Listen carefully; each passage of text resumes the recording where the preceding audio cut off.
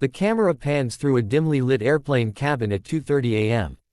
A man in an expensive suit sits by the window, eyes hollow, fingers rubbing his temples. He hasn't slept in days. Outside, lightning flickers beyond the clouds. Then, a small, sleepy voice breaks the silence. "You look tired, sir." He turns. A little girl, no more than 6, sits beside him, her legs swinging, clutching a worn-out teddy bear. The CEO forces a polite smile. "I'm fine," he mutters. But he isn't fine. He's a man haunted by choices, and this little girl, with her innocent question, is about to pull him into a journey that will change everything. Ethan Royce, 38, was known across headlines as the man who built empires. He was a CEO who turned failing companies into gold. People envied him, his private jet, his immaculate suits, his perfect interviews. But what they didn't know was that Ethan hadn't spoken to his family in years. His father died 2 months ago, and he didn't even attend the funeral. He was on this flight to Tokyo for another merger, another soulless meeting that would add a few zeros to his already heavy bank account. The plane took off. The world below disappeared, and for the first time in a long time, Ethan felt alone. Then, that voice. "Sir, are you okay? You look really tired." He looked down at the girl, big brown eyes, freckles like stars scattered across her cheeks. Her name, he'd later learn, was Lily. She was traveling alone, holding a boarding pass pinned to her sweater. The flight attendant had promised to watch over her, but Lily had chosen to sit beside Ethan because, in her words, "You looked sad." He chuckled softly. "Sad? No. Just busy." Lily tilted her head. "My mommy says busy people forget to smile. She says that's how hearts get tired." Something inside Ethan cracked. A quiet, invisible crack that had been waiting years to split open. They talked about her favorite cartoons, her love for drawing, how her mom worked in a hospital and couldn't afford toys, so Lily made her own. She even showed him a paper doll she'd drawn with a blue crayon. "Her name is Hope," Lily said proudly. "She makes people feel better when they're sad." Ethan smiled, then paused. Something about the word, hope, hit him harder than it should have. Hours passed. The cabin darkened. Lily fell asleep with her head leaning against his arm. Ethan looked at her, and for the first time in years, he didn't open his laptop. He just sat there, listening to her steady breathing, wondering why his chest hurt in a way that wasn't business or stress. He whispered to himself, "When was the last time someone talked to me without wanting something?" As dawn began to rise through the clouds, the flight attendant whispered to him, "We'll be landing soon, sir. That little girl's transfer is waiting at the next airport." He nodded, glancing at her ticket.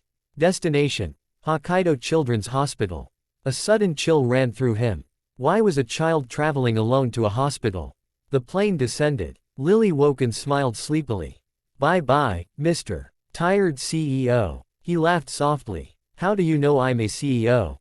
She grinned. "You smell like my mommy's boss." Expensive and lonely. That line, expensive and lonely, followed him long after he stepped off the plane.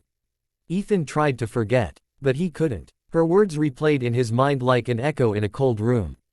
He canceled meetings. He couldn't focus. Something about Lily, her honesty, her innocence, had left a mark deeper than he wanted to admit. That night, while scrolling through emails, he saw a headline buried in a local news site. Children's Hospital in Hokkaido appeals for funding to save young cancer patients. He clicked it. The first photo nearly stopped his heart. Lily, smiling weakly in a hospital bed, still holding that paper doll. Ethan froze. Then he saw the caption. 6-year-old Lily suffers from a rare blood disorder. Needs urgent treatment unavailable in Japan. He couldn't breathe. He remembered her laughter, her soft voice saying, "Hope makes people feel better." Now she was the one who needed it. Without thinking, Ethan booked the next flight. When he arrived at the hospital, nurses recognized him instantly, a man in a tailored suit standing awkwardly in a children's ward. He found Lily's mother first, a woman in her early 30s, exhausted but kind-eyed. "I met Lily on the plane," Ethan said quietly. She made me promise to smile more." The woman smiled sadly. "She does that, even when she's in pain." Ethan looked through the window. Lily was drawing with crayons, smiling weakly at another child. He walked in. She looked up and gasped. "Mr. Tired CEO." He chuckled, trying not to cry. Guess who learned how to smile? She grinned. Good job. Ethan spent the entire day there, reading her stories, helping her color, and laughing for the first time in years. When the doctors came in to discuss her condition, something inside him shifted again. She needed a treatment abroad. Costly. Urgent. And without hesitation, he offered to pay for everything. Her mother wept. Why would you do this? He looked down, eyes trembling. Because your daughter reminded me what it means to be human. Weeks passed. Lily underwent treatment in the US. Ethan visited often, not as a CEO, but as a friend. As someone rediscovering the parts of himself he'd buried under ambition and regret.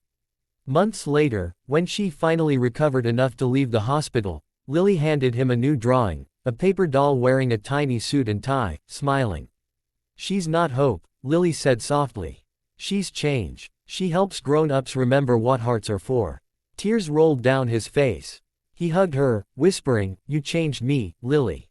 Ethan sits on another flight, this time not alone, but surrounded by employees. He's launched a foundation for sick children named the Hope Project. On the wall behind his desk hangs Lily's drawing. As the camera pans out, a flight attendant asks, "Sir, would you like something to drink?" He smiles, genuinely, peacefully. "No, thank you. I'm not tired anymore." Fade to black. Sometimes, it takes the smallest voice to awaken the biggest hearts.